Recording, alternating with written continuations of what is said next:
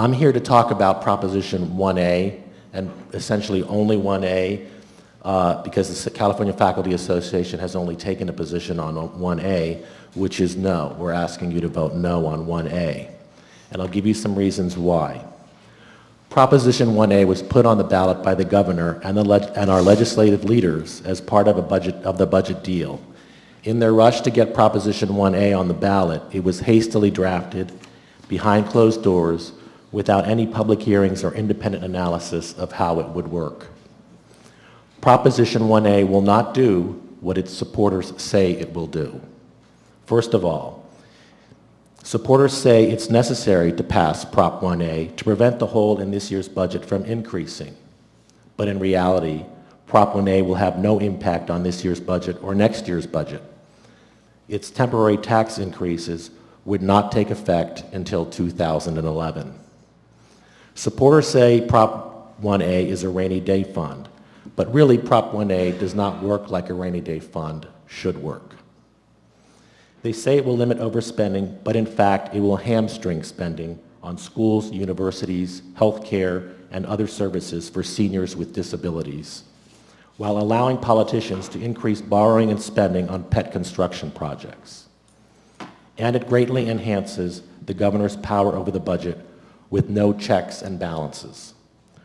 Prop 1A will only add another layer of complications into our state constitution that will make our budget problems worse. Proposition 1A will not make things better. So let's talk a little bit about the governor's power here. And I think this is the thing most people in California have the most difficulty with. Proposition 1A gives the governor extraordinary unilateral power over the budget. And this doesn't matter whether or not it's the current governor or future governors. It's all governors if Prop 1A passes. The finance director, who's the political appointee of the governor, will make all the critical decisions about revenues are excessive and when they can be diverted into the rainy day fund with no checks and balances. If Proposition 1A passes, the governor will have the power to make unilateral budget cuts after the budget has already been signed into law, again with no checks and balances. Proposition 1A also eliminates the power of our state legislature to restore money to those programs that have been cut by the governor. Here's an example. Our current governor has targeted the UCLA Labor Center year after year. That's a program he would probably cut. The state legislature would not be able to restore funds back to the UCLA Labor Center if Proposition 1A passes. When I started looking at these propositions, they really didn't seem very appealing to me.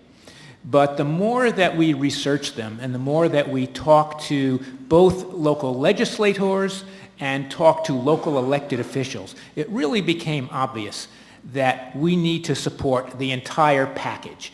It's the best that we can hope for, the best possible outcome we can hope for our communities and our state. One of the fundamental questions we face is, how much should the state be spending? Are we paying for appropriate services? Do we need the sorts of services we get in our schools today? Do we need the roads, the parks? Do we need the criminal justice system, the courts, the probation system? Do we need the sorts of welfare support, Medi-Cal, aid to dependent families, those sorts of things that the state is spending? My perspective is that by and large, we have a state that needs and deserves services, that we ought to be spending the money. In fact, we ought to be spending more money on our schools, on our roads, on our parks. We certainly should at least be spending what we are now. Prop 1A proposes a spending cap in response to concerns from the Republican Party so that the spending is limited to what's called the expected revenue that we've gotten over the last several years, averaged out, with small increases for growth in population and consumer price index increases. The spending won't exceed that, and any money we get over that goes into that rainy day fund. Any money over what we need to finance what we paid for last year, nothing more, just what we paid for last year. Any revenue over that goes into the rainy day fund to be saved, to be used to pay off state debt. That's time. or to cover us in bad times. I agree with Mr. Furman that we should be funding those programs, but Proposition 1A is not the way to do it. There will be time for our state legislators to go back and fix what's in Prop 1A. You have to make a decision. You have to make a decision. There's a lot of good and there's a lot of bad in Proposition 1A. You're going to have to decide whether or not there's too much good and you'll vote for it, or there's too much bad and you'll vote against it. I'm telling you there's too much bad, and we have the time. We have the time to go back and fix it. There's no sense of urgency in passing this now.